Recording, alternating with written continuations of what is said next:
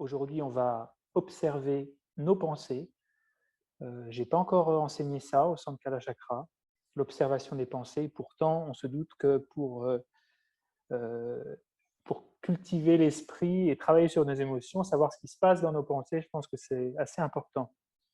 Nous, on le fait, cette observation des pensées, dans le but bien particulier de se servir de l'esprit comme d'un support au calme mental. Alors, on peut observer l'esprit pour essayer de comprendre vraiment ce qui s'y passe, reconnaître les mécanismes, les schémas, les choses qui se répètent. Et certainement que l'observation va nous permettre d'en être plus proche de ce constat, de notre microbiote mental. Mais nous, on va le faire avec le but particulier de se servir de l'esprit comme d'un objet de concentration. On a vu la fois précédente qu'il y a divers objets pour travailler la concentration. Il y a le souffle, qui est bien parce qu'il est assez grossier et qu'à moins d'avoir de gros problèmes, il est là sans arrêt. Il fonctionne. On n'a pas besoin de le produire à l'esprit. On n'a pas besoin de faire un effort pour que le souffle soit là.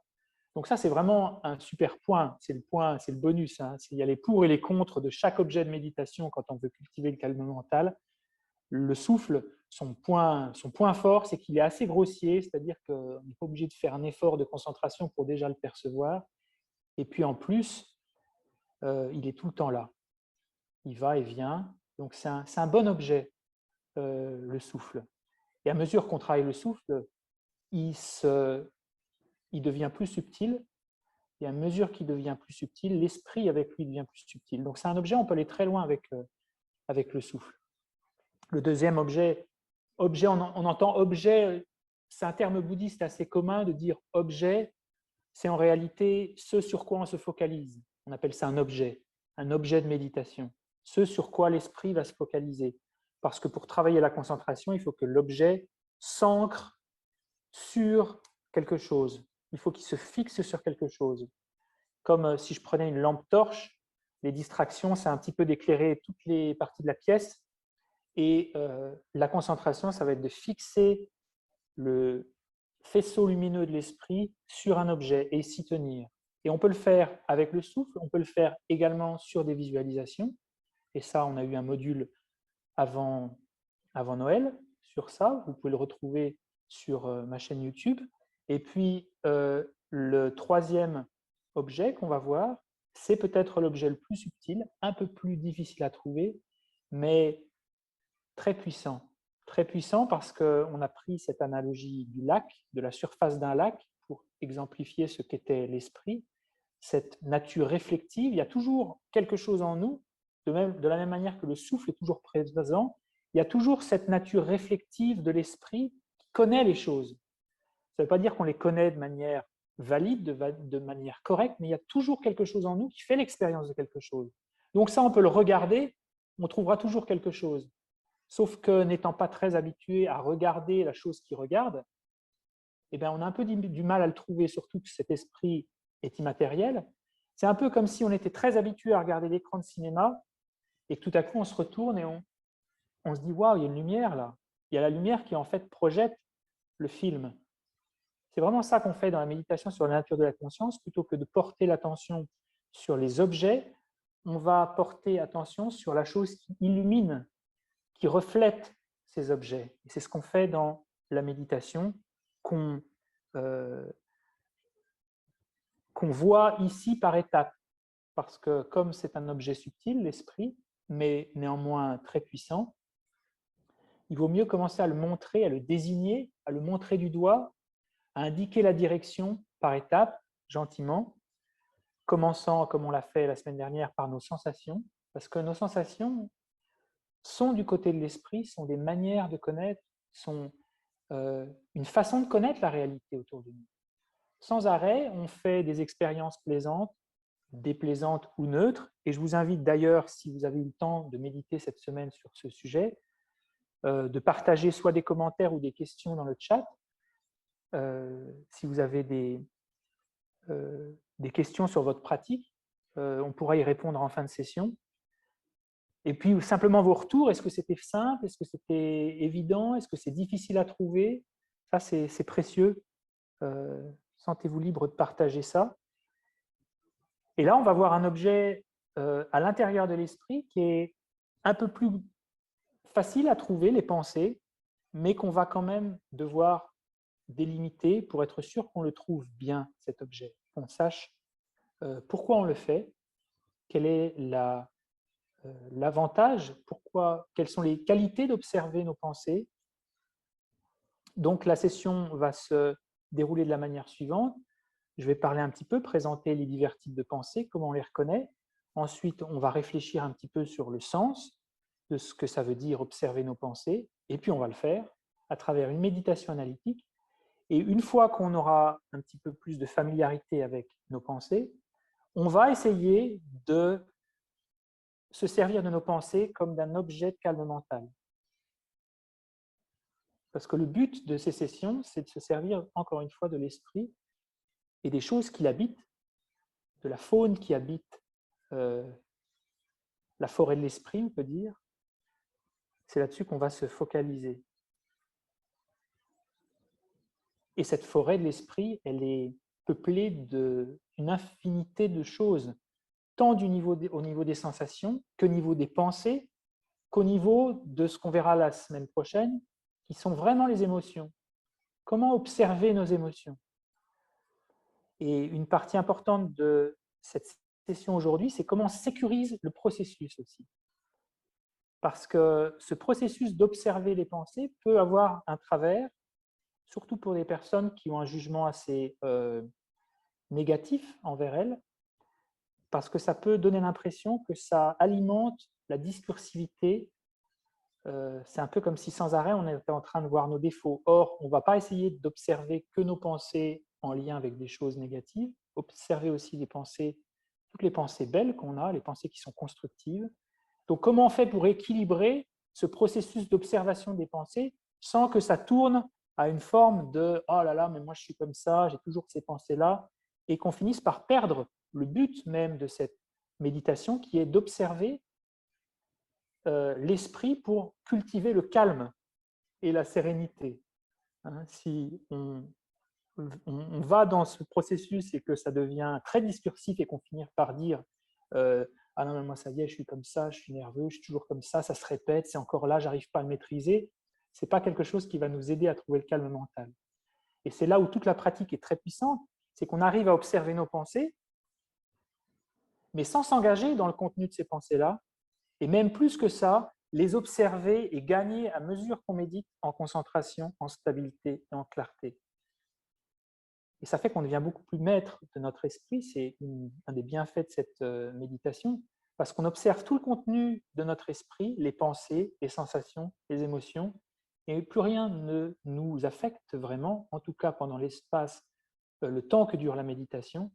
Et ça donne vraiment une sensation de force, d'être en contact, d'être en contrôle, même si j'aime pas trop ce mot, avec notre esprit. Alors, les pensées, c'est quoi exactement, les pensées? Alors, autant il y a des choses qui sont très très claires dans le bouddhisme, autant les pensées ne sont pas très très claires, justement. Les émotions, les facteurs mentaux, ce qu'on verra la prochaine session, la semaine prochaine, c'est très clairement défini. Les pensées le sont moins. Donc là, il faut être un petit peu, faut procéder par élimination. Premièrement, les pensées sont opposées au monde sensoriel, en ce sens que les pensées ont lieu dans la sphère mentale. Alors la sphère mentale, qu'est-ce que ça veut dire? C'est la sphère de l'expérience qui n'est pas sensorielle. Quand je perçois un stimuli parce que j'ai le contact d'un objet sur ma peau, par exemple, ça, ce n'est pas une pensée. C'est vraiment la sphère sensorielle. C'est des récepteurs sensoriels à la surface de ma peau, au fond de mes yeux, dans mon nez, dans mes oreilles, sur ma langue, dans la bouche, dans mes organes, à travers les nerfs, qui sont excités et qui produisent une forme de conscience. On appelle ça une conscience sensorielle. La conscience qui perçoit les stimuli du corps, c'est la conscience sensorielle. Et dans ces consciences sensorielles, il n'y a pas de pensée. Il n'y a pas de pensée. Donc, si on doit chercher les pensées, ce n'est pas vraiment dans la sphère sensorielle. Les pensées sont présentes dans la sphère mentale. La sphère mentale, c'est tout ce qui sont vos expériences individuellement qui n'ont pas lieu dans la sphère sensorielle. Quand vous vous rappelez votre maison ou là où vous êtes né, quand vous avez une pensée, quand vous réfléchissez, ce n'est pas une conscience sensorielle. On dit que c'est une conscience mentale qui, en plus, elle est conceptuelle, souvent. Donc, il faut bien savoir où est-ce qu'on va diriger, vers quoi on va diriger le télescope. Parce que si ce qu'on doit observer, c'est la sphère mentale, il faut déjà qu'on coupe de notre champ d'observation toute la sphère sensorielle. Donc, ce qu'on doit observer quand on observe les pensées, ce n'est pas vraiment les sensations tactiles, visuelles, auditives, olfactives, gustatives. Ce n'est pas en lien avec ça, même si ce qu'on remarque très souvent, c'est qu'on a une expérience très rapide sensorielle. Et tout de suite vient une conscience mentale qui projette, qui juge, qui apprécie, qui commente. On regarde un paysage et immédiatement, on pense à quelque chose. Ça nous évoque quelque chose. Donc, on passe très rapidement de la sphère sensorielle à la sphère mentale. Très rapidement, très souvent. On le fait de manière automatique. On passe de l'un à l'autre, on switch de l'un à l'autre sans vraiment y porter attention. C'est là sans arrêt. Donc la sphère mentale, c'est vraiment la sphère où se trouvent nos concepts, nos idées, nos commentaires, nos projections, nos souvenirs, nos rêveries, nos images. Quand on ferme les yeux et qu'on visualise quelque chose, ce n'est pas dans la sphère sensorielle, c'est vraiment dans la sphère mentale. Bon, ça peut-être que vous êtes déjà familier avec ce jargon-là, mais je pensais le rappeler pour bien délimiter le périmètre. Donc tout ce qui est réflexion, image, projection, anticipation, rêverie, souvenir, constat, c'est ça les pensées. Quand je pense à quelque chose, que j'ai une forme de voix intérieure qui commente, comme si je me parlais mais j'entends pas vraiment, ou j'entends avec l'œil de l'esprit, j'entends avec mon imagination, c'est ça une pensée. Une pensée, c'est une image aussi. Une pensée, c'est un commentaire ou une réflexion. Je réfléchis à quelque chose. Par exemple, je suis en train de parler, vous prenez un moment et vous réfléchissez à ce que j'ai dit. Qu'est-ce qui se passe vraiment dans votre esprit? Faites juste le test quelques instants, d'observer ce qui se passe dans la sphère mentale. Qu'est-ce qu'on y trouve?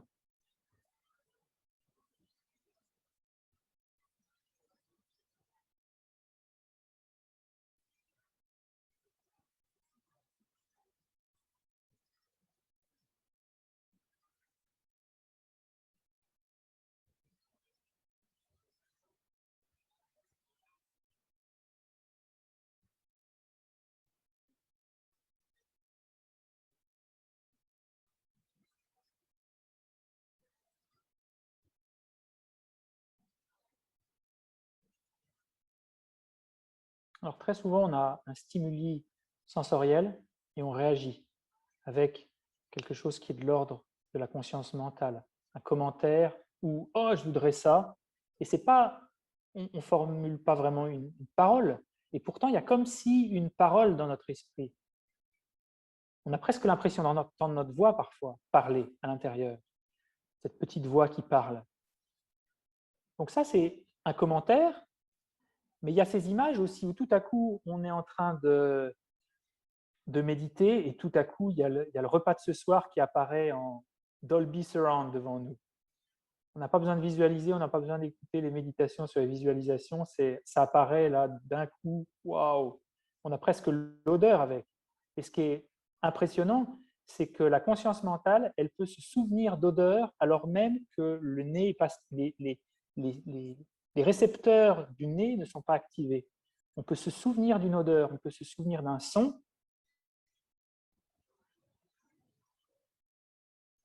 En fait, c'est vraiment une restitution aussi du monde sensoriel. le monde mental. Sauf que rien ne vient activer nos récepteurs à ce moment-là. On est vraiment... Si je vous dis, souvenez-vous du goût du citron, par exemple. C'est fou, hein, parce qu'on a soit cette image jaune, soit cette image acidulée, alors que rien ne vient, et peut-être même que vous sentez la salive dans votre bouche.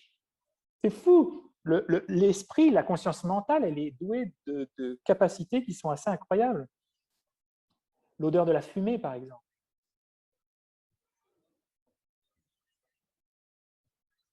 Le son d'une sirène de police.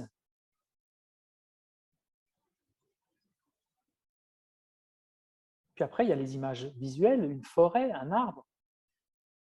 Donc ça, c'est des restitutions d'images qui apparaissent dans la conscience mentale. Et ça, on peut dire que c'est des pensées. Ça fait partie des pensées. Il n'y a pas que les pensées qui sont des commentaires intérieurs. Alors après, il y a les pensées qui sont des commentaires, mais d'un certain type, les projections par exemple.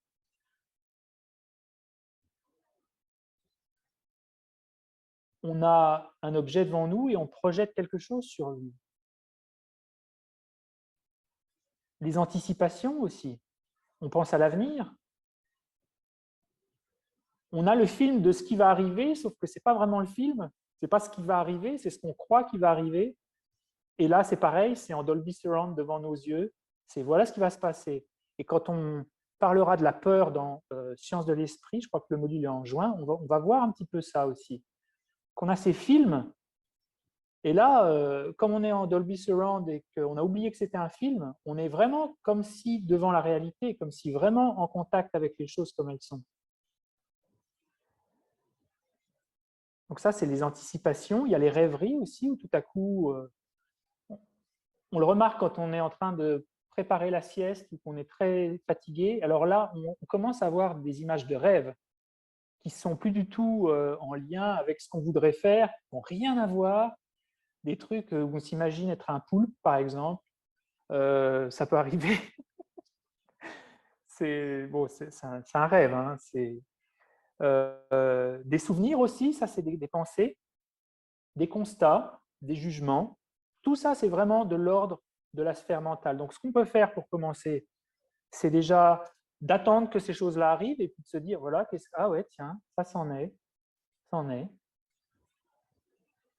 Et faire la différence entre ce qui est sensoriel, ce qui est produit par ce qui est sensoriel, et puis après, ce qui est vraiment seulement uniquement mental. Faites le test.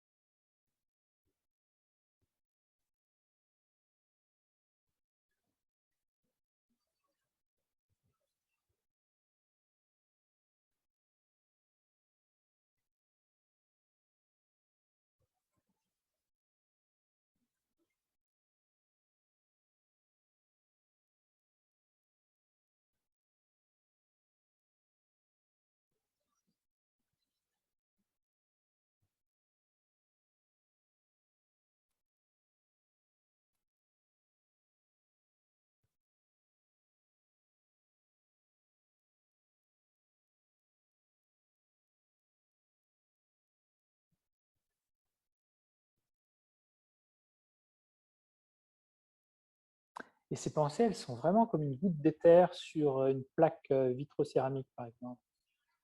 Elles ont une durée de vie, c'est comme une étoile filante quasiment. Au moment où on la regarde, elle est déjà partie finalement. Et ça, c'est un entraînement à porter attention à ce qui se passe dans nos pensées et savoir les nommer, ces choses-là, savoir les reconnaître pour ce qu'elles sont, avant qu'elles soient complètement disparues et qu'on ne puisse même plus s'en souvenir. Elles sont très, très, très volatiles, ces choses-là. Alors, il y a des pensées qui sont très fortes et qui nous surprennent d'ailleurs, donc elles sont très manifestes, et puis d'autres qui sont un petit peu comme l'eau qui court sous la glace, qui sont beaucoup plus subtiles. Donc, une partie de l'entraînement, c'est de pouvoir reconnaître ces pensées parce qu'elles nous apprennent beaucoup de choses.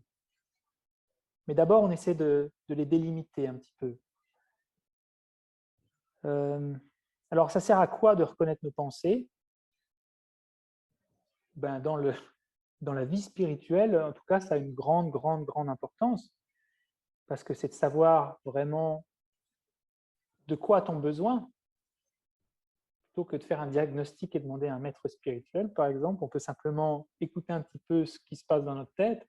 On se dit, ah ouais, d'accord, ok. Tu sais que tu as répété quand même 10 fois la même chose. Si on avait quelqu'un en face de nous qui parlait à la manière dont on pense, waouh, je pense que la conversation, elle serait un petit peu invivable. Parfois, ce qui revient dans notre esprit, c'est on se répète 10 fois les mêmes choses.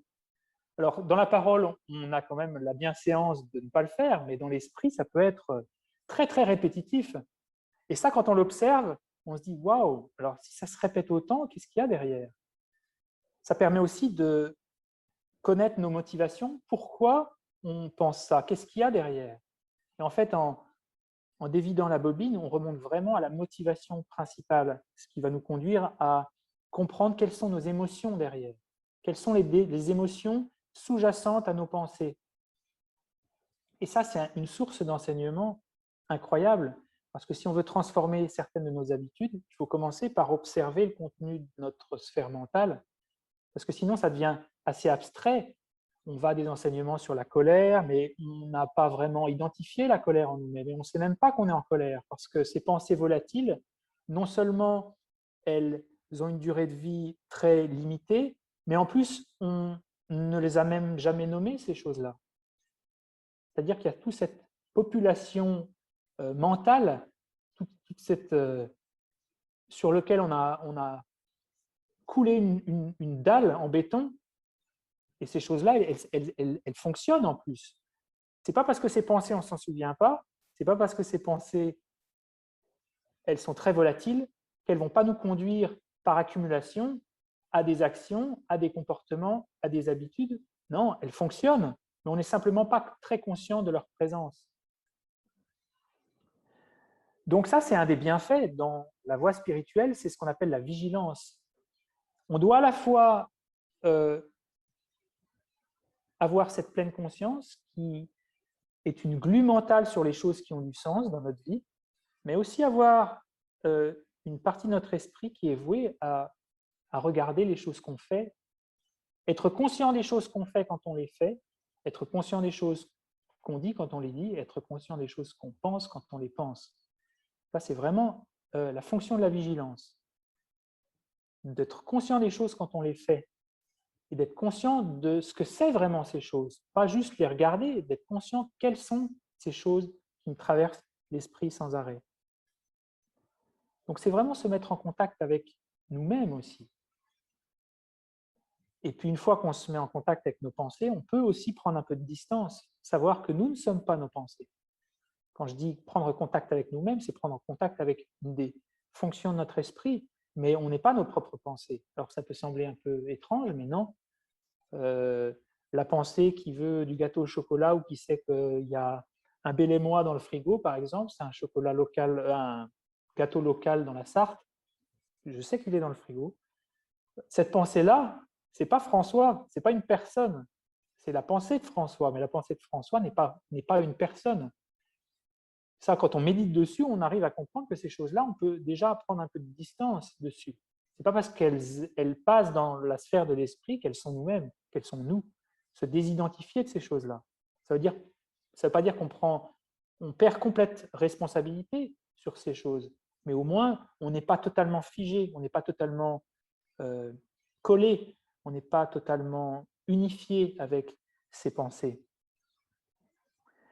Ça nous permet d'observer la récurrence des choses pour donner une priorité à notre pratique spirituelle, à savoir vraiment qu'est-ce qu'on a besoin, qu'est-ce qu'il nous faudrait maintenant, sur quoi il faudrait que je mette l'accent dans ma vie pour me sentir mieux, tout simplement. Ça, c'est vraiment une démarche bienfaisante d'observer notre esprit pour savoir vraiment qu'est-ce qu'il me faut, qu'est-ce qu'il me faudrait, sur quoi il faudrait que je travaille. Donc ça, c'est vraiment les bienfaits d'observer l'esprit. Alors, comment on va faire maintenant? Ben déjà, il faut être conscient et être sûr que ça a des bienfaits d'observer l'esprit. Parce que très souvent, on a cette tendance à penser « Ah ouais, mais il ne faut pas que je commence à ouvrir cette boîte, parce que derrière le couvercle, il y a un gros ressort, un truc qui va me sauter à la figure. » On a un petit peu de résistance à observer, parce qu'on a un petit peu des peurs aussi parfois. Donc ça, il faut le faire calmement. C'est pour ça qu'on va maintenant faire un petit peu de calme mental. Il vaut mieux faire ce processus-là. Il peut se passer très bien, dans la plupart du temps, et ça se passe très bien. Mais je préfère sécuriser tout le processus pour que vous n'alliez pas dans des endroits un petit peu sombres. Parce que si on le fait bien, vraiment, on arrive à observer des choses qu'on ne pensait pas pouvoir toucher, mais en gardant un œil extérieur, en gardant en gardant du calme.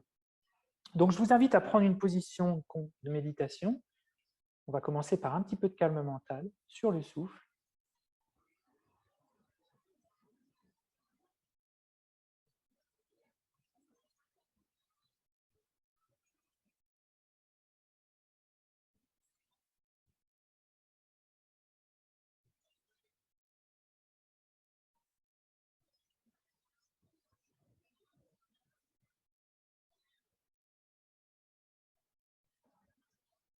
Et établir le corps dans son calme naturel.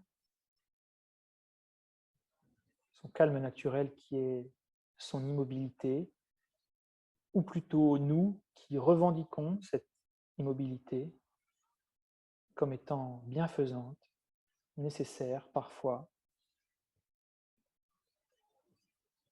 pour que l'eau du lac se calme et qu'on puisse regarder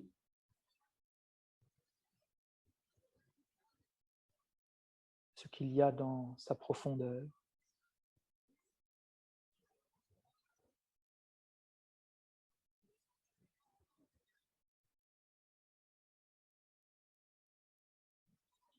Et on va pouvoir brosser les différentes parties du corps et défaire les diverses tensions qui subsistent, qui n'ont pas de fonction particulière. Et chaque fois qu'on défait une tension musculaire, on a l'impression qu'on s'enfonce un peu plus dans le présent, dans l'immobilité, dans les bienfaits, pour une fois, de ne pas bouger, d'être là.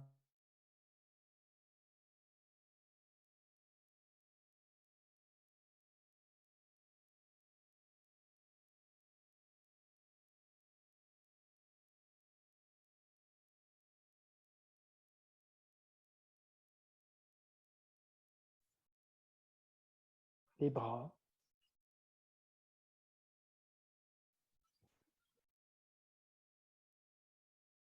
les épaules,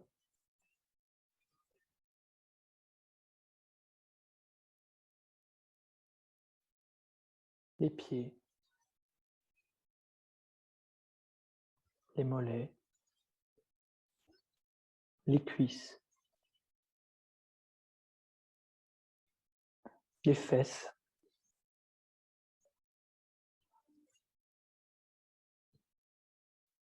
l'abdomen,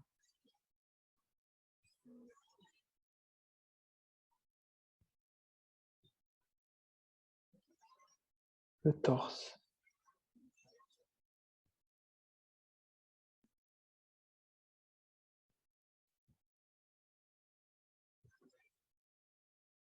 le dos,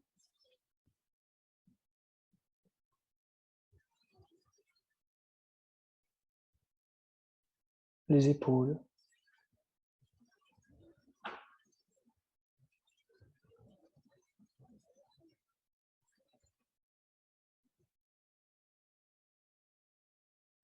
le cou,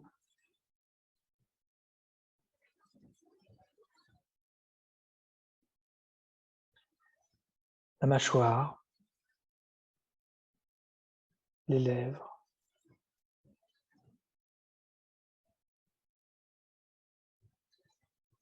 le contour des yeux, le front,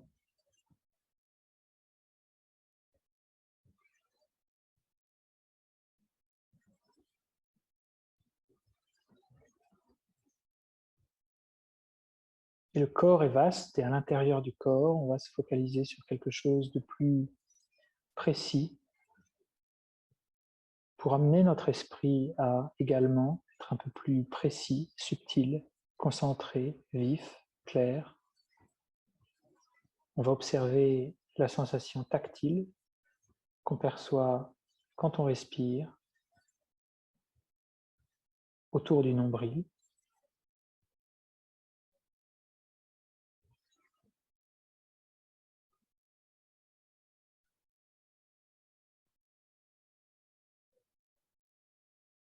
Voilà ce que la lampe de l'esprit va éclairer et que nous allons contempler.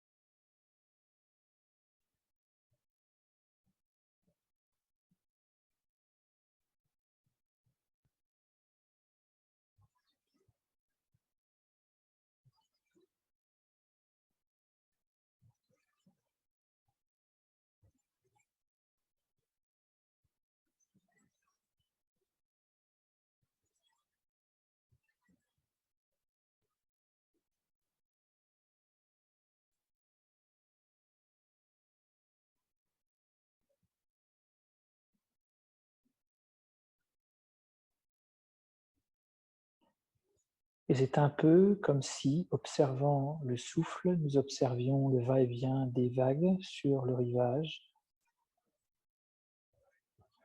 ou le balancement d'un arbre. Cette chose qu'on a plaisir à regarder.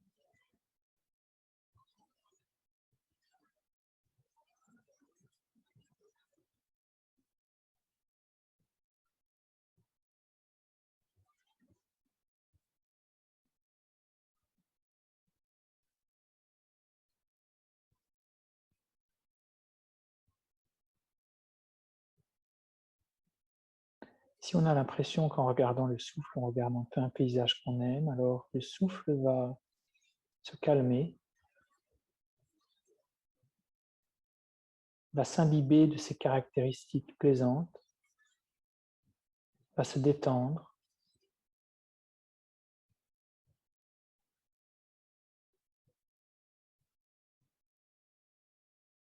Et le lac de l'esprit qui reflète ce souffle va acquérir les mêmes caractéristiques en autorisant le souffle à se détendre. C'est l'esprit qu'on observe et qu'on autorise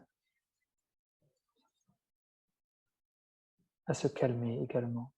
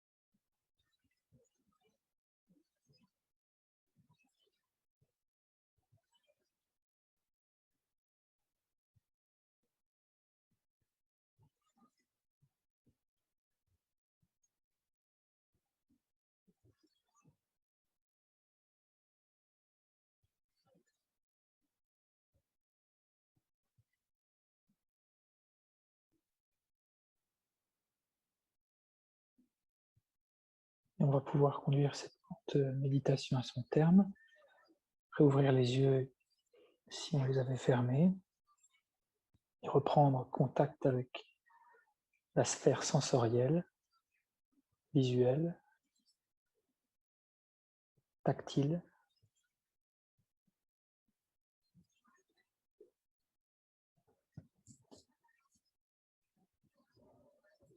Donc pour observer l'esprit, idéalement, il faudrait pouvoir se motiver au départ. Je pense que là, comme j'en parle, il n'y a peut-être pas besoin nécessairement de revenir sur cette étape, de se motiver en disant voilà pourquoi c'est bénéfique d'observer l'esprit. Pourquoi c'est bénéfique d'observer les pensées? En plus, quand on observe les pensées, en général, et qu'on le fait sans s'engager, ces pensées, elles diminuent. Donc, à tous ceux qui pensent que la méditation, c'est bon pour se vider l'esprit, oui, quand on observe les pensées et qu'on le fait sans s'engager, oui, il y a un moment où on arrive à avoir un espace entre les pensées qui s'accroît et on peut avoir 10, 20 secondes où il n'y a aucune pensée. Et ça fait partie aussi de l'observation de l'esprit. Et ça, c'est vraiment ce qu'on va tenter de développer un petit peu pour... Parce que c'est beaucoup plus facile d'observer la nature de l'esprit quand il n'est pas engagé avec les pensées. Parce que les pensées, elles créent un bruit. C'est un peu comme si on observe la Lune et qu'il y a un nuage qui passe.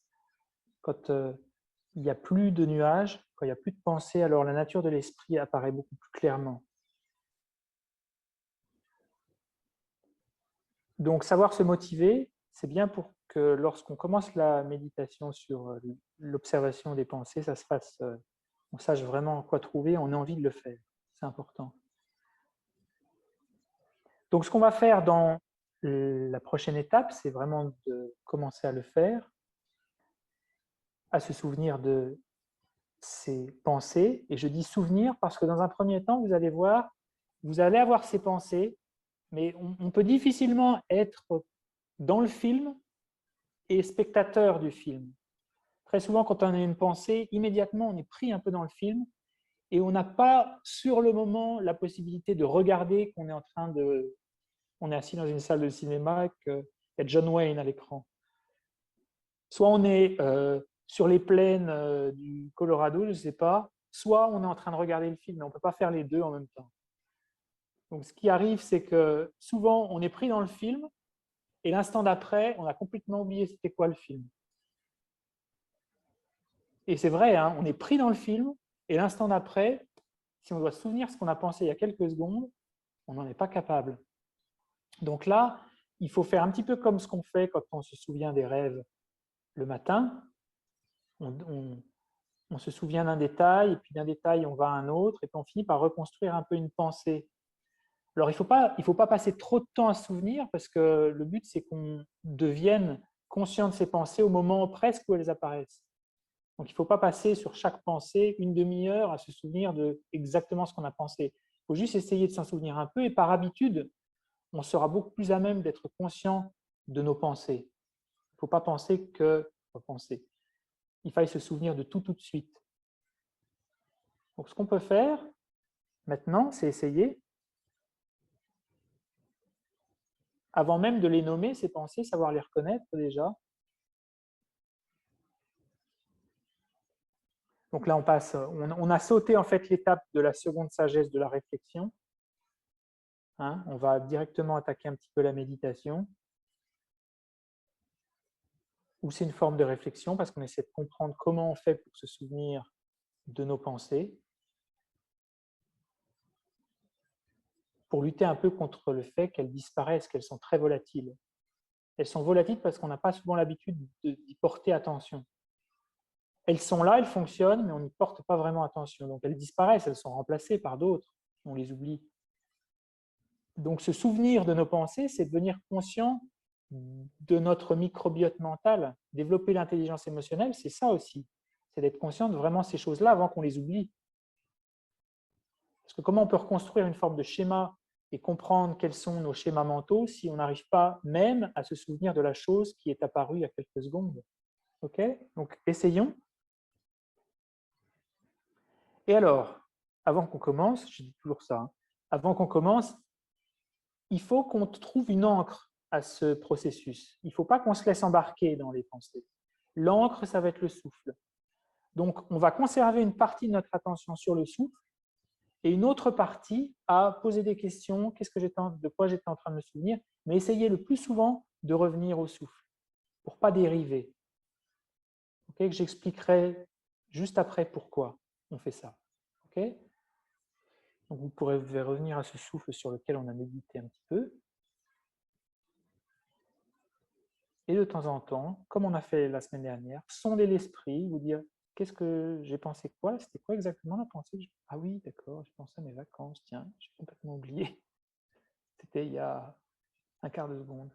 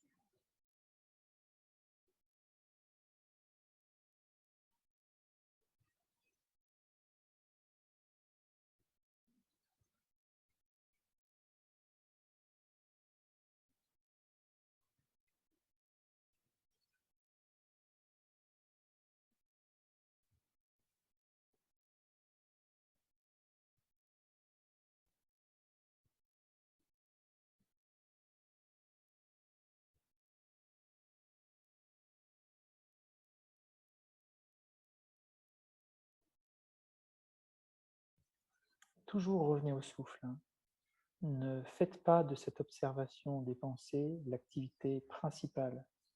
Sinon, vous allez dériver, vous allez commenter le commentaire et ça peut faire chauffer un petit peu l'esprit. Donc, conservez une encre dans le souffle, dans l'observation du souffle.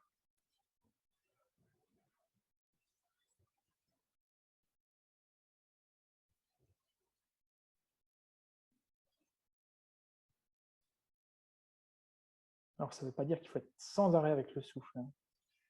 Non, parce que ça, déjà, on n'y est pas capable quand on fait que sur le souffle. Donc, espérons pas qu'on soit sans arrêt connecté au souffle, mais de temps en temps.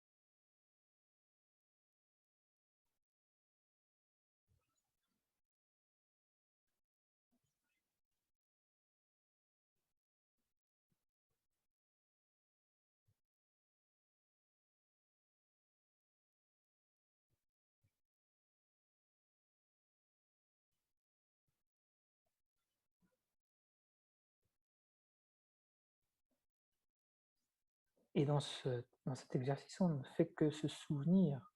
Hein. On n'ajoute pas en commentaire, on n'essaie pas de les juger, de les rejeter, de se dire tiens, c'est trop bizarre que j'ai cette pensée-là.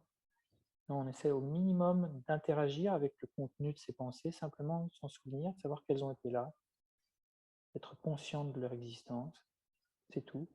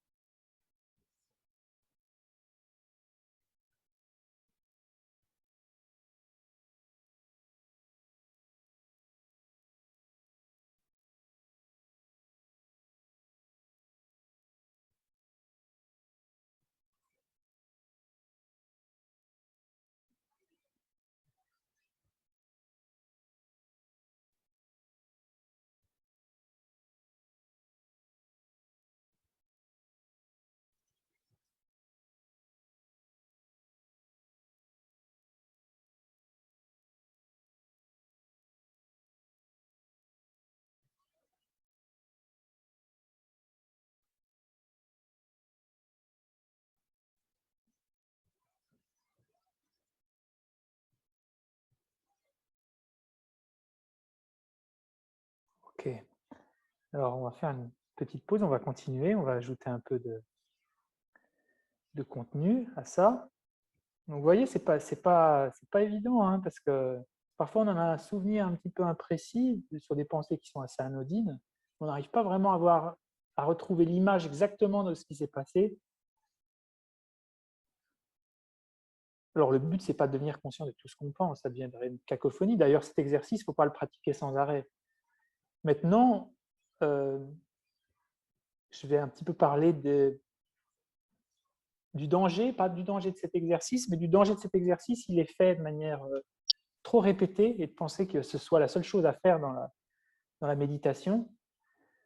Parce que vous me direz, mais quelle est la différence entre faire cet exercice et quelqu'un qui a un jugement très négatif envers lui ou elle? Quelle serait la différence entre quelqu'un qui est sans arrêt en train de surveiller ce qu'il dit et de juger ce qu'il dit et l'exercice qu'on vient de faire? Parce que quand on fait cet exercice de manière trop répétée, qu'on oublie l'encre du souffle et qu'on oublie un petit peu les consignes, on peut tomber dans ce travers-là, d'être sans arrêt en train de revenir sur ce qu'on a pensé et d'ajouter du commentaire aux choses qu'on a pensées, qui sont elles-mêmes souvent des commentaires, et il se crée un effet Larsen un petit peu, comme dans le son, vous savez, quand il y a un micro et un écouteur, l'écouteur va envoyer du son dans le micro qui lui-même va être diffusé au haut-parleur et ça fait... Et puis là, ça devient vraiment... Il y a un peu un effet Larsen dans la méditation sur les pensées quand on ne le fait pas correctement, quand on le fait trop, quand on le fait en dehors de la méditation, même si au départ, c'est bien de le faire dans la méditation et qu'ensuite, c'est bien aussi de le faire dans la vie de tous les jours pour observer ce qui se passe dans notre corps, dans notre esprit, dans notre parole. Il faut le faire tranquillement. Il faut vraiment y aller étape par étape pour sécuriser l'esprit. C'est important, ça. Bon, il arrivera toujours qu'en pratiquant ça, on arrive un petit peu à, en plus, essayer de n'observer que les problèmes. On observe les pensées récurrentes. Or non, il faut être sensible à la fois aux problèmes et aux qualités. Et c'est ce qu'on verra dans la méditation de la semaine prochaine. C'est quand on observe nos émotions, il ne faut pas tendre un filet aux papillons de nuit seulement. Il faut que le filet qu'on tende, il soit capable de capturer les papillons de jour aussi, ceux qui sont les émotions positives. Sinon, ça devient vraiment, on se tient en embuscade de tous nos problèmes. Et là, c'est une pensée très, très négative, ça, hein, de se tenir en embuscade, parce qu'en plus, on crée une tension mentale qui facilite le développement de ces pensées-là. Et là, c'est vraiment l'effet Larsen. Donc, qu'est-ce qui change dans la procédure qu'on utilise, nous? C'est à la fois d'avoir une encre qui empêche qu'on glisse vers un commentaire négatif de ce qu'on pense. Et la deuxième chose, c'est qu'on a une forme de conscience. On est conscient de ces choses-là et on essaie de ne pas s'engager. Ça, c'est vraiment les différences qui font que cette méditation ne va pas glisser dans quelque chose de désagréable et qu'on va simplement rester dans l'observation, la compréhension et prendre un petit peu de distance. La différence, c'est que dans cette pratique, on a la pleine conscience. Quand on est très fortement dans le jugement de soi, on n'a pas cette pleine conscience qui est cette encre, qui vient nous empêcher de couler, de sombrer.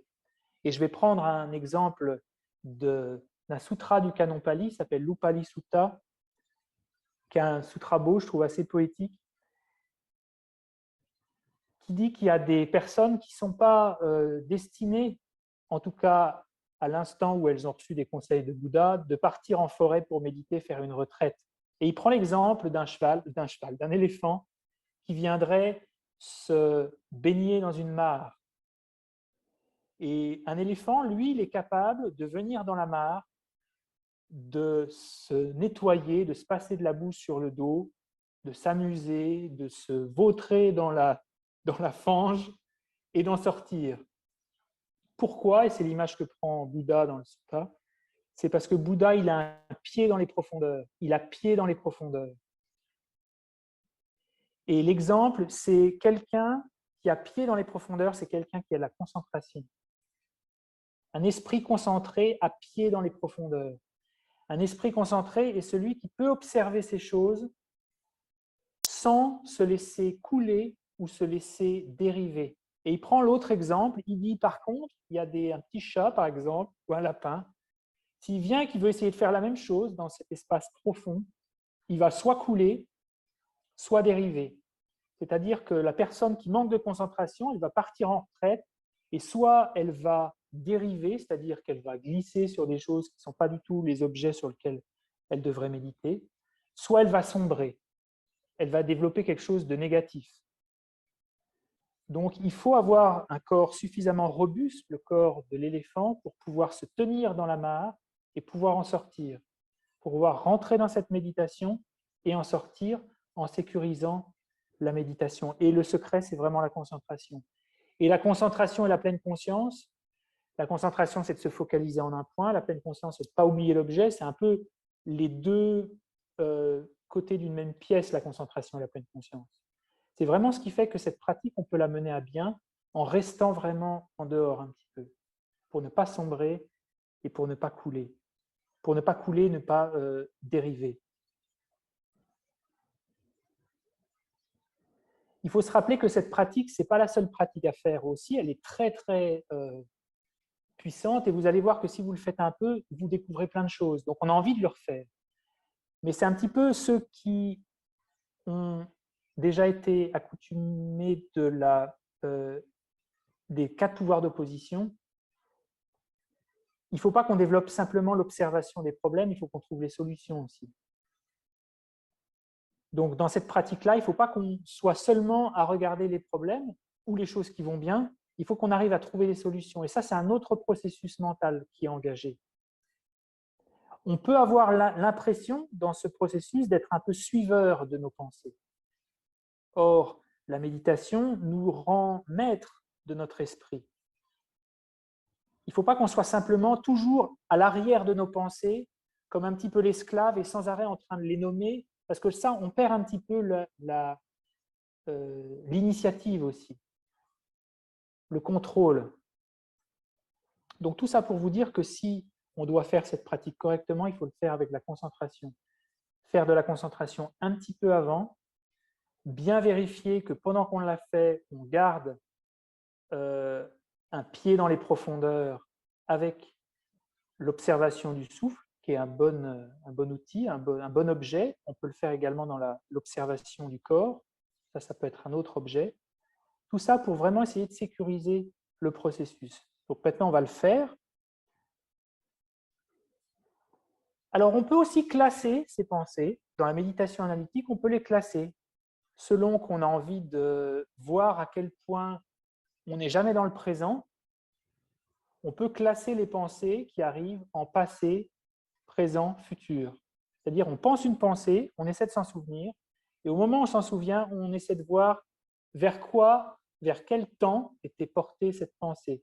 Si je me souviens de ma grand-mère, par exemple, des moments que j'ai passés avec elle, je me souviens de cette pensée que je viens d'avoir, de cette image que je viens d'avoir de ma grand-mère, et en plus, je mets une petite étiquette pensée. Et quand on répète les choses, on commence à avoir des schémas qui se répètent. Je suis très porté sur le passé. Je suis très, très porté sur le passé. Mais on ne laisse pas glisser, on ne se laisse pas emporter par les profondeurs parce qu'on garde une attache forte dans le souffle. Ok, donc on va essayer de faire cet exercice pendant quelques instants. Vous pouvez regarder vos pensées, essayez de vous en souvenir de ces pensées qui viennent d'arriver. Ce n'est pas la peine d'essayer de se penser des pensées qu'on a eues ce matin. Il faut vraiment se souvenir des pensées qu'on vient d'avoir dans cet exercice en tout cas. Et essayer de leur mettre une note simplement, pas faire un commentaire, c'est le passé, je suis toujours dans le passé, pourquoi moi, pourquoi... Non, non, c'est juste, on met une note passée. On pourra l'analyser plus tard, hein, c'est possible, on peut en faire une méditation analytique, on réfléchit, mais là pour l'instant, on essaie simplement de leur mettre une note à ces pensées.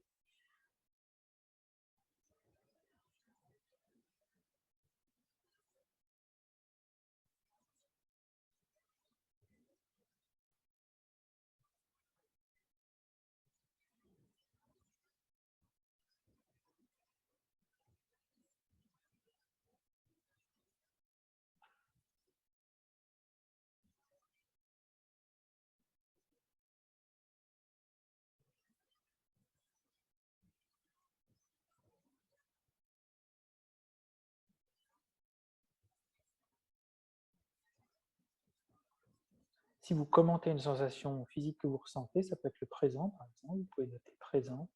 Si vous anticipez le film de ce soir, ça peut être futur, et ainsi de suite. Ou si vous imaginez quelque chose qui n'a rien à voir avec la réalité, vous pouvez dire oui, c'est présent, ce n'est pas quelque chose qui existe.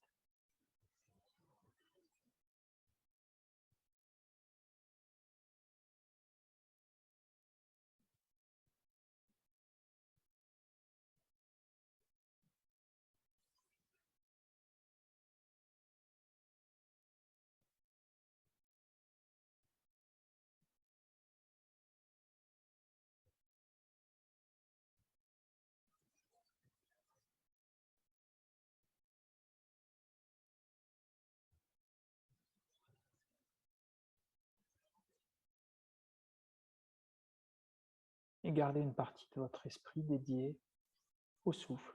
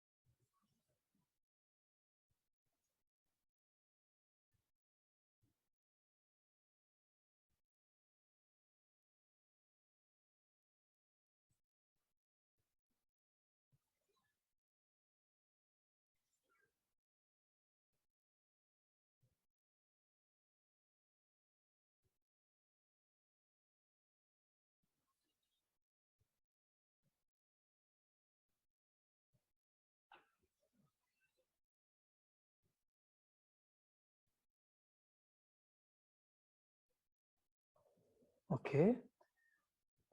On va le faire quelques fois, des petites fois comme ça. Donc au départ, ça va être vraiment comme les rêves. Hein. Moi, je remarque, plus on fait attention aux rêves le matin, plus on arrive à s'en souvenir. Et plus on fait cet exercice, plus on arrive à connaître le contenu de nos pensées en temps réel presque. On n'a plus besoin de s'en souvenir, vraiment. Quasiment collé entre le moment où ces choses apparaissent dans l'esprit et le moment où on les reconnaît. C'est presque simultané. Ça ne l'est pas vraiment, mais ça l'est presque. Et ce n'est pas évident, hein. Il ne faut pas le faire trop souvent. Hein. C'est comme quand on fait descendre la sonde dans un puits, par exemple. Il faut le faire de temps en temps. Il ne faut pas penser que c'est un processus continu, parce que si on doit donner un nom, il faut que ça prenne le temps on se dit, attends, ça c'est porté sur l'avenir, c'est demain, bon, c'est l'avenir, donc futur. Ça prend un peu de temps, hein, au départ, surtout que le processus, on n'y est pas familier. Et quand on fait ça et qu'on garde une encre dans le souffle, il arrive aussi qu'on se rend compte à quel point nos pensées diminuent. Parce qu'on cesse de les alimenter, elles diminuent. Et pour des personnes qui se sentent fatiguées mentalement, ça peut être une pratique qui donne de l'énergie aussi. Parce qu'on voue une grande partie, on perd une grande partie de notre énergie à penser sans arrêt, à commenter ces choses qui, pourrait-on penser, sont insignifiantes parce qu'on ne porte pas attention, mais justement, elles sont puissantes parce qu'elles sont complètement sous couvert, ces pensées. Et là, tout à coup, révéler leur présence, ça fait que déjà, elles sont beaucoup moins nombreuses, même si elles nous donnent l'impression que quand on le fait, on en a plein, plein, plein. Ça, c'est juste porter attention à quelque chose qui existait avant, mais qu'on découvre ou qu'on redécouvre. Donc, il ne faut pas se sentir désespéré de voir toutes ces pensées. Alors, on entend souvent les maîtres tibétains dire oui, alors quand on commence à observer les pensées, qu'on développe le calme mental, on a l'impression qu'elles fructifient dans notre esprit. Et ils disent, faites pas gaffe, ça va passer avec le temps. Je pense que par expérience, je serai un petit peu plus mesuré parce que oui, quand on commence à observer l'esprit, on découvre des choses qu'on n'imaginait pas y trouver et il faut rester équanime. C'est une vraie pratique. On a l'impression qu'elles sont pleines, innombrables, ces pensées. Mais il peut arriver aussi que si on ne le fait pas correctement ou qu'on le fait en dehors de la méditation pour commencer, ou on le fait sans encre de la pleine conscience au souffle, alors oui, on ajoute aux commentaires, on essaie de se souvenir des choses qu'on a pensées, mais après on essaie de se souvenir des choses dont on vient de se souvenir, et là c'est vraiment un effet Larsen. Là oui, on est vraiment dans l'amplification des pensées. Et ça, c'est vraiment quelque chose qu'on veut éviter. Je le répète plein de fois parce que dans la pratique, ça arrive de toute façon et il faut savoir reprendre la distance pour comprendre ce qui ne va pas. Qu'est-ce qu'on fait qui ne va pas dans la pratique? Parce que cette pratique est bienfaisante si on la fait correctement, mais elle peut porter préjudice si on oublie à la fois que ce n'est pas la seule chose à faire, qu'elle est un petit peu biaisée parce qu'on laisse l'esprit vaquer, donc les choses qui émergent dans l'esprit ne sont pas tout à fait neutres non plus. Ça, c'est un point important. On va le faire à nouveau. Donc, ce que je vous dis, observer, mettre une note passé, présent et futur, je ne l'ai pas trouvé, ce n'est pas vraiment dans les textes. Moi, je l'indique juste pour essayer de prendre conscience du contenu de nos pensées, mais on peut le faire aussi en essayant de les nommer. Est-ce que c'est une image? Est-ce que c'est un souvenir? Est-ce que c'est une projection? Et simplement, dans le fait de les nommer, on prend un peu plus conscience de ce qu'elles sont. Parce que si ensuite on doit se focaliser sur ces pensées et développer de la concentration, plus simplement pour les reconnaître ou les classer, il faut déjà les avoir fait émerger un petit peu, leur avoir apporté un peu de lumière, ces pensées. Ok, donc on va refaire une fois cet exercice, toujours avec en ligne de fond le souffle.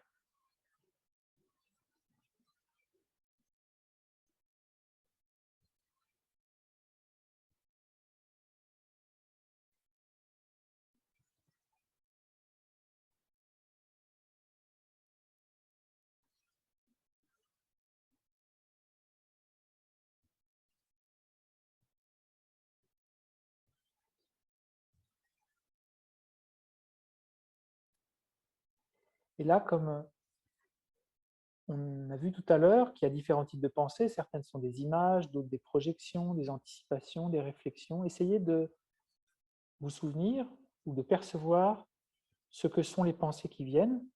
Si c'est juste une image mentale comme un souvenir, si c'est un commentaire, une réflexion, essayez de leur donner ces notes-là, de comprendre un peu ce qu'elles sont. De l'anticipation, une rêverie, un constat, ça c'est des différents types de pensées aussi.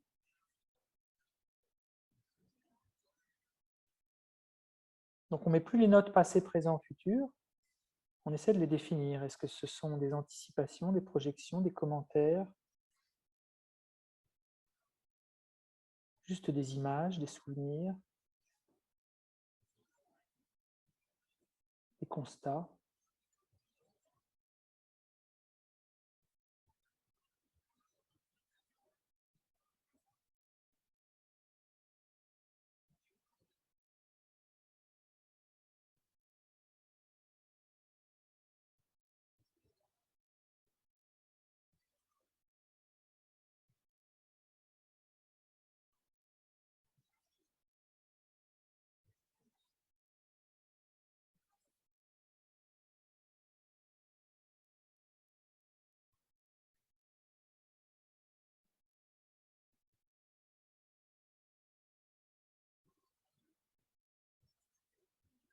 On peut dire que si on pense à nous, si on se visualise assis devant la télé tout à l'heure, ça peut être une forme d'anticipation, mais d'image aussi. C'est une image qui apparaît dans l'esprit.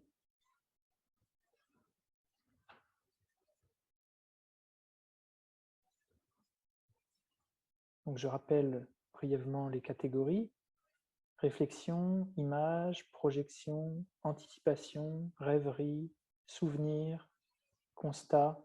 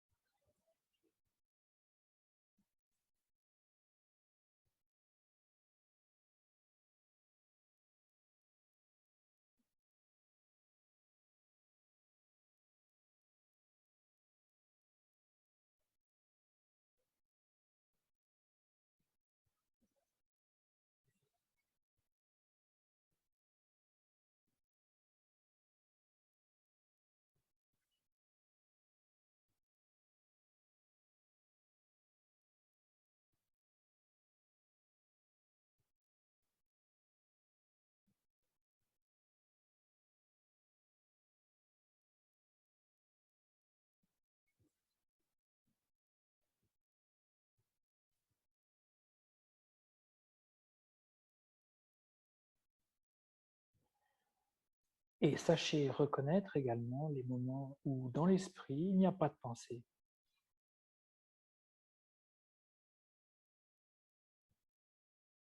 Il n'y a aucune de ces catégories et l'esprit est peut-être simplement porté sur la sphère sensorielle, sur le bruit du souffle qui passe dans vos narines.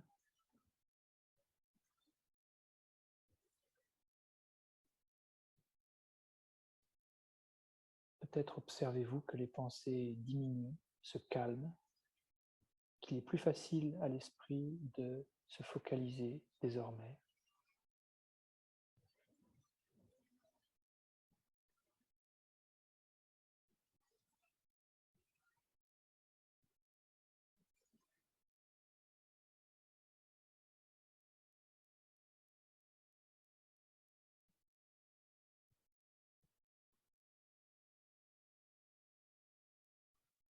Je rappelle les catégories, mais vous en aurez peut-être d'autres. Réflexion, image, projection, anticipation, rêverie, souvenir, constat. Essayez de vous souvenir de ces pensées, de leur dire ça c'était quoi? C'était un souvenir, constat, non c'était une réflexion. Essayez de leur poser des étiquettes justes et ne faire que leur poser une étiquette, pas le commenter. Alors au départ, vous aurez envie de dire « Ah tiens, encore ça », et puis avec de l'habitude, vous verrez que vous poserez l'étiquette simplement et la chose disparaîtra. C'est comme ça qu'on finit par plus vraiment porter attention à cette litanie mentale et de prendre de la distance sur le contenu de nos pensées aussi. On peut continuer quelques instants.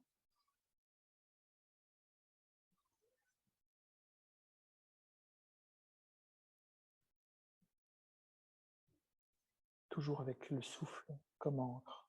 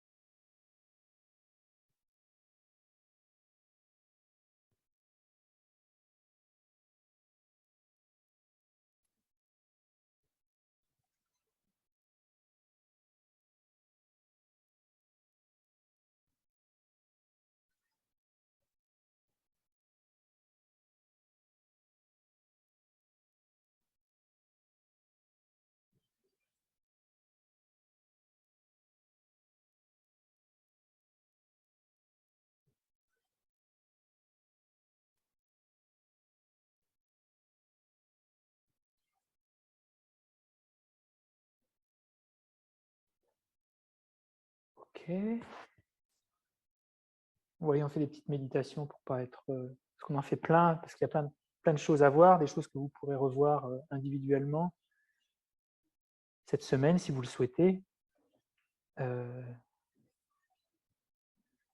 Donc ça, c'est vraiment observer nos pensées, savoir ce qu'elles sont, sans nécessairement s'engager avec elles, simplement les reconnaître.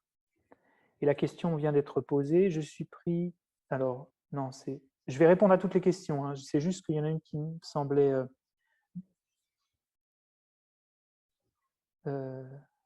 opportune maintenant. Du coup, si ce n'est pas la seule pratique de se souvenir des pensées, de les observer, ce serait quoi les autres pratiques?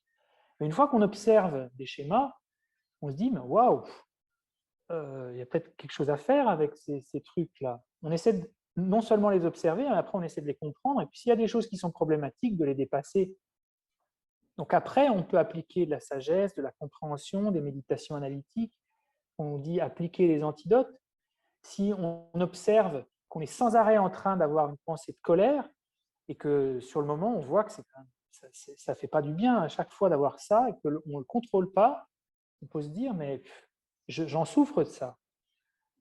Peut-être qu'il faut que je fasse quelque chose avec ça et que j'essaie de le traiter. Et là, on ne fait plus qu'être spectateur, on devient vraiment acteur de ce qu'on va faire de cette émotion pour pas qu'elle continue à envahir l'esprit et à porter préjudice à nous déjà par sa présence, et puis aux autres parce que cette pensée, elle va nous pousser à l'action, elle va être tellement impérieuse qu'elle va nous pousser à agir. Donc c'est pour ça que je disais tout à l'heure de faire attention que cette pratique ne devienne pas la seule pratique, parce que c'est un petit peu comme si on était derrière, si on était le suiveur de nos pensées. Non, on veut prendre le lead, je ne sais pas, c'est comment, aidez-moi,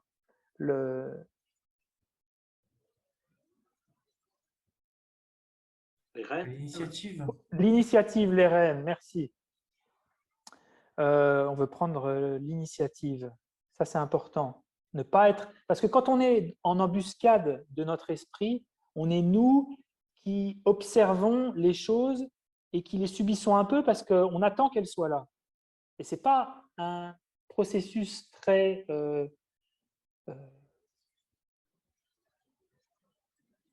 on n'a pas beaucoup d'initiative dans ce processus si on est simplement toujours derrière l'esprit et l'observer. Et c'est pour ça que la tendance qui peut arriver, c'est vraiment de se trouver sans arrêt derrière et de subir ces choses qui émergent. Donc, une fois qu'on a bien regardé l'esprit, il faut maintenant appliquer les antidotes. Et d'ailleurs, à ce propos, il est possible que courant juin, je fasse un week-end, c'est-à-dire 2 matinées, samedi, dimanche, sur les 4 pouvoirs d'opposition. Parce que là, en fait, ce qui se passe, et pour ceux qui sont familiers, il y a 4 pouvoirs d'opposition, il y a le regret, il y a l'antidote, le pouvoir de la base et le pouvoir de la résolution. C'est ce qui fait qu'on transforme une habitude. Mais là, on serait dans cette pratique uniquement dans l'observation des choses. C'est-à-dire, on développe une forme de regret, on se dit « Wow, mais j'en ai pas envie de ça ». Mais si on se dit « J'en ai pas envie, j'en ai pas envie, j'en ai pas envie » et qu'on fait que ça, on finit par être un petit peu désespéré. Et donc, après, il faut vraiment appliquer, reprendre les rênes, appliquer l'antidote. C'est pour ça que cette pratique seule n'est pas, c'est pas une pratique, c'est pas un pack intégral. Il y a d'autres pratiques. Ça, c'est une des étapes d'observer. Qu'est-ce qu'on peut faire d'autre après ça? On peut observer l'impermanence. On peut observer comme on souffre de ces choses. On peut observer comme on peut être satisfait de ces émotions et de ces pensées positives qu'on a aussi. Pas observer simplement les choses négatives. Et puis, en troisième lieu, on peut observer, se désidentifier de ces choses-là. Il y a plein de choses qu'on peut faire avec cette base de l'observation. L'observation ne suffit jamais. Il faut la sagesse après. Mais en tout cas, cette observation, elle est déjà une grosse partie du travail. Souvenons-nous que ce qu'on voit dans ces sessions, c'est pour développer le calme mental. Le fait de nommer, je vous l'ai dit la semaine dernière, souvenez-vous, le fait de nommer nos émotions, ce n'est pas vraiment ce qu'on fait dans le calme mental, parce que dans le calme mental, on observe, on se focalise, sans plus avoir de cette activité analytique, discursive, où on nomme les choses. Nous, on vient de les nommer dans ce qu'on appelle un petit peu une méditation analytique, c'est-à-dire on nomme les choses pour simplement les reconnaître, mais une fois qu'elles sont un petit peu reconnues, qu'on est un peu plus en contact avec nos pensées, maintenant on va essayer de les observer et même plus les nommer, les voir passer comme si on était devant une rivière et qu'on voyait passer des troncs qui dérivaient à sa surface et qu'on regardait en face, la rive d'en face. On ne regarde même pas les troncs qui passent. On est vraiment focalisé en face. On sait qu'on les voit passer, ces troncs qui passent, ces pensées qui viennent. On n'essaie pas de les classifier. Le but dans cette méditation qu'on va faire maintenant de calme mental, c'est pas de les classifier, de les catégoriser en passé, présent, futur, de les nommer, est-ce que c'est une projection, pourquoi je pense à ça, comment ça se répète. Non, c'est simplement d'être présent à ces choses-là, d'être avec ces pensées et d'être également avec ces pensées lorsqu'elles ont cessé dans l'esprit. Vraiment comme d'observer la lune. Vous observez la lune, l'esprit, ça c'est vraiment l'image d'un esprit sans pensée, et puis un nuage qui passe, et vous restez comme si vous voyiez la clarté derrière les nuages de la lune qui est encore là, et vous ne restez pas focalisé sur le nuage, vous voyez vraiment la lune, et le nuage se dissipe, la pensée se termine, et on ne se laisse pas engager par ça. Et ça, quand on fait ça, qu'on n'est plus en train de nommer les choses et les classifier, là, il n'y a plus de problème. parce qu'on est vraiment dans une méditation de calme mental. Il n'y a plus de danger, parce que là, on n'est plus du tout engagé avec nommer les choses et reconnaître ce qu'il y a en nous. Donc là, il n'y a plus de problème. Dans cette pratique, dans cette partie de la pratique, vous pouvez être sécurisé et penser que voilà, je suis juste dans l'observation. Je ne nomme même plus ces pensées. Je les vois apparaître, demeurer, disparaître, sans les nommer. Et le sans les nommer, c'est vraiment quelque chose qui demande de la pratique pour comprendre vraiment ce que ça veut dire, mais vous apercevez rapidement que les pensées finissent par complètement cesser. On ne les nourrit plus, on ne les alimente plus.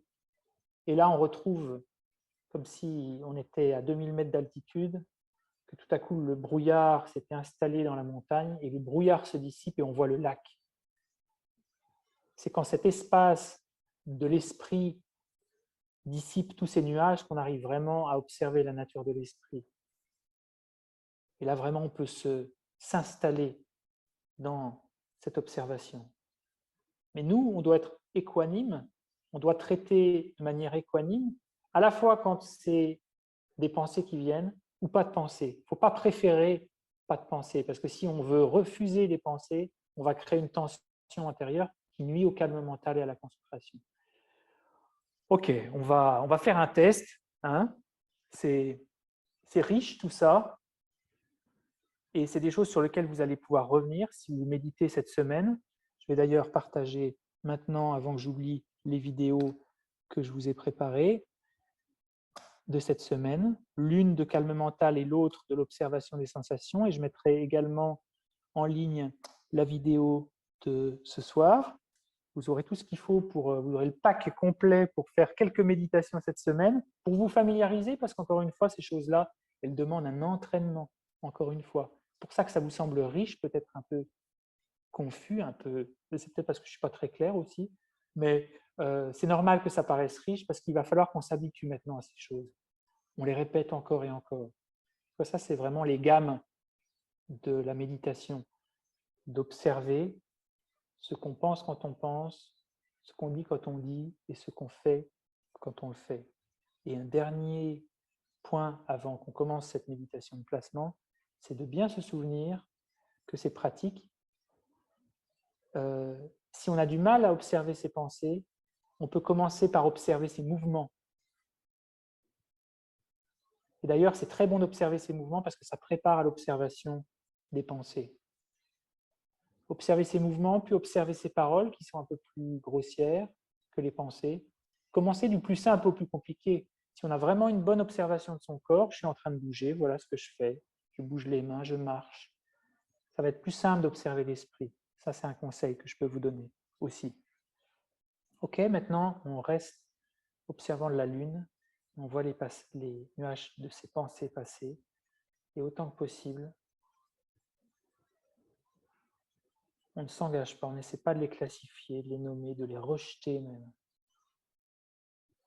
On n'essaie pas de vouloir une absence de pensée.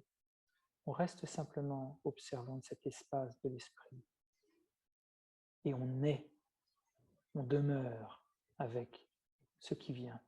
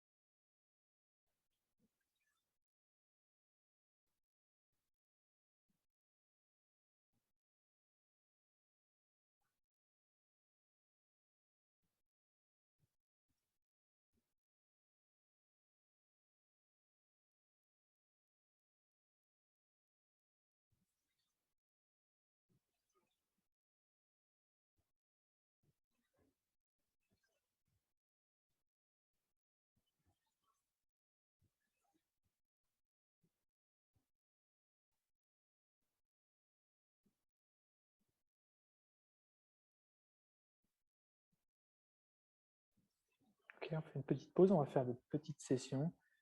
Hein. Au départ, on a l'impression, mais qu'est-ce que je dois voir? Qu'est-ce que je dois observer? Est-ce qu'il y a vraiment un truc? Non, c'est super subtil. Hein. Là, c'est vraiment, on observe quelque chose de... Il ne faut pas vraiment chercher trop compliqué non plus, ou trop manifeste.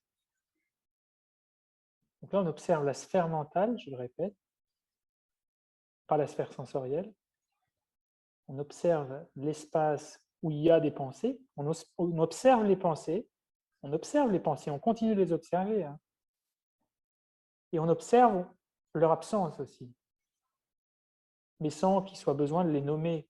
Ah, il y a une pensée. Oh, il y a une absence de pensée. On observe cet espace simplement. OK? On peut réessayer.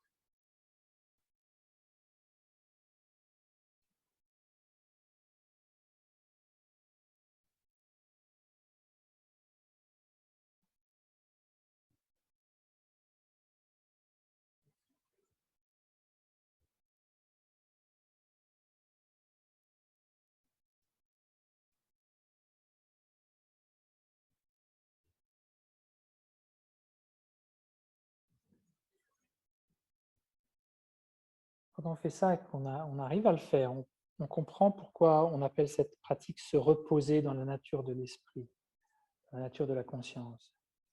C'est vraiment ça, on a l'impression que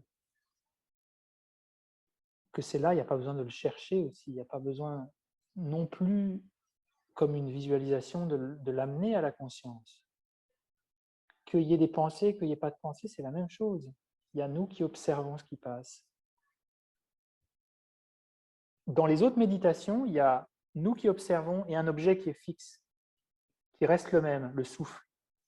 Mais ce qui importe, ce n'est pas que l'objet demeure le même, c'est que le spectateur ne bouge pas. Ça, c'est important. Ce qui importe, c'est que l'objectif de l'appareil photo ne bouge pas. Ce qu'on cherche à développer, c'est le calme de notre conscience, ce n'est pas le calme de l'objet qu'on regarde. Donc là, il peut y avoir plein de choses qui bougent. Ça peut être d'ailleurs assez agité, mais nous, on reste comme ça, tranquille, on médite sur le transat du coussin et on regarde les choses passer. Et on ne s'engage plus, on ne s'engage pas du tout, et on est très équanime de ce qui passe. OK? Oh, et 18h30. Bon, vous allez pouvoir le répéter. Hein. Ce serait super si vous pouviez le faire cette semaine, le faire plusieurs fois, peut-être écouter cet enregistrement et essayer, parce que croyez-moi, quand vous faites l'expérience de ces pensées qui déclinent et que vous avez cet espace, mais c'est très libérateur, c'est très purifiant, c'est très calmant. Alors, je vais juste regarder un petit peu les questions que vous avez pu poser. La session précédente est-elle sur ta chaîne YouTube? Oui. j'ai le mauvais pli de converser avec moi-même et voilà que là, au moment d'observer les pensées, plus rien. Magnifique. Ça me fait un peu penser au souffle que j'ai commencé à pratiquer en portant attention dessus. Il disparaissait. Et c'est la même chose avec les pensées. Pourquoi je ne les vois plus alors que mon esprit en est peuplé le reste du temps? Parce qu'on les alimente. Quand on est distrait, on alimente les pensées. Et quand on est concentré, on cesse de les nourrir. C'est une des explications, mais je pense elle est valable. C'est celle que j'ai souvent entendue. Peux-tu s'il te plaît développer le fait d'être suiveur? Ça, je l'ai dit. Du coup, si ce n'est pas la seule pratique de se souvenir de ses pensées, les observer. Ah non, si, pardon. Peux-tu développer le fait d'être suiveur de nos pensées? Et si on n'est pas suiveur, on est supposé faire quoi? Prendre un petit peu les rênes. Ça, je pense que j'ai pu y répondre. Je suis pris parfois dans les plaines avec John Wayne. Oui, moi aussi. Parfois, on est pris dans un film avec des mauvais acteurs aussi. Hein. Ça arrive. Hein. Et au bout d'un temps, je dis passer. Ne pas subir. Il y a des questions-réponses aussi sur YouTube. Alors, des questions-réponses, je ne sais pas. Oui, il y aura l'enregistrement de ça, donc je pense que oui. Ne pas se focaliser, ne pas se focaliser que sur les pensées, apprécier l'espace entre deux pensées, s'y installer. Oui, ça c'est important.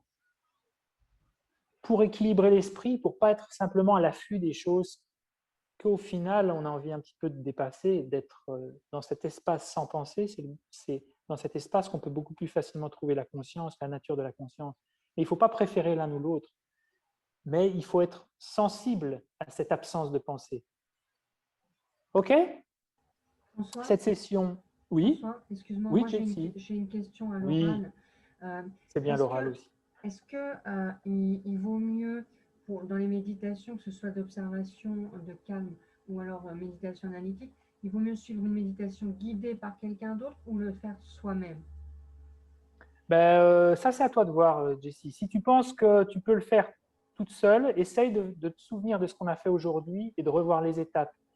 Mais quand toi, tu le fais toute seule, il se peut que tu oublies certaines des étapes et que tu n'arrives pas au même résultat.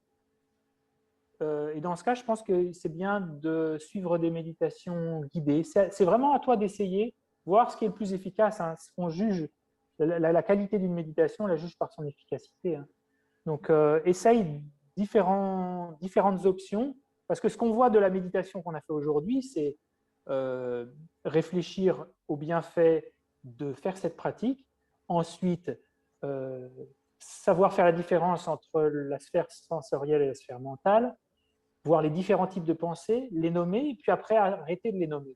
Finalement, ce n'est pas très compliqué. J'ai été un petit peu pas clair dans mes explications, mais c'est assez simple. La suite logique, elle est assez simple et tu peux essayer de prendre un peu de temps pour chaque et essayer comme ça. D'accord, merci François. Peux-tu revenir sur je ne suis pas mes pensées? Eh bien non, on n'est pas nos pensées. On n'est pas nos pensées. Comment le dire? Une pensée, c'est quelque chose qui me traverse. L'exemple qu'on peut prendre, je ne suis pas, par exemple, une voiture et son conducteur ne sont pas la même chose. La voiture, elle est présente, mais elle n'est pas toujours présente quand il y a la perte de conducteur. Je ne sais pas si c'est un super exemple, mais c'est un peu semblable. Hein. Euh, les choses qui traversent l'esprit ne sont pas toujours là, ne sont pas une personne, ne sont pas un moi, ne sont pas un je, ne sont pas ce que je suis. Alors, qu'est-ce qu'on est? Ça, c'est vraiment une question importante. Mais en tout cas, on n'est pas totalement identique à ces pensées. Alors, elles colorent la sphère mentale, elles nous donnent l'impression que c'est nous, mais ce n'est pas parce qu'elles nous donnent cette impression qu'elles le sont vraiment. C'est une impression fausse, souvent, que ces pensées sont nous-mêmes. On n'est pas nos pensées. De la même manière, est-ce que je suis mon ongle, par exemple? Non, ce serait un petit peu réducteur quand même, surtout que tu n'as pas des jolis doigts, François. Donc, Je ne suis pas un ongle. C'est quelque chose que si on coupait mon ongle, je ne cesserais pas d'exister, par exemple. Si cette pensée, elle cessait complètement, et c'est ce qu'elle fait, de toute façon, je ne cesse pas d'exister. Elles vont, elles viennent, et moi, je suis toujours là. Donc, je ne suis pas mes propres pensées. Et ça, déjà, quand on médite sur ces pensées et qu'on arrive à identifier, je ne suis pas toutes ces choses-là, alors ça, c'est aller beaucoup plus loin que l'observation. C'est aller beaucoup plus loin que simplement prendre de la distance et se tenir à l'affût. Là, on prend vraiment les rênes et on commence à se dire pourquoi je m'identifie toujours à mes pensées. Et on peut aller plus loin, pourquoi je m'identifie à mon corps aussi. Quand je regarde dans la glace ce visage, j'ai l'impression de voir François, mais il est où le François là? Tout à coup, je subissais un traumatisme où on me scalpait le visage, comme ça se faisait plutôt sur le sommet de la tête. Mais est-ce que François cesserait d'exister? J'aurais cette impression au départ parce que je m'identifie à mon visage, mais est-ce que je suis mon visage? Question intéressante. J'ai appris à laisser passer les pensées. Ici, on dit les observer, les classer, les différencier. J'ai appris à laisser passer les pensées. Alors, c'est deux activités différentes. Dans la méditation analytique, on peut les classer, les observer, les identifier. Et puis, dans la méditation de placement, on sait qu'elles sont là, on est présent à leur existence et on les laisse passer. Donc, dans ces deux types de méditation, l'un analytique, l'un où on cultive le calme mental, on fait deux choses différentes en lien avec ces pensées.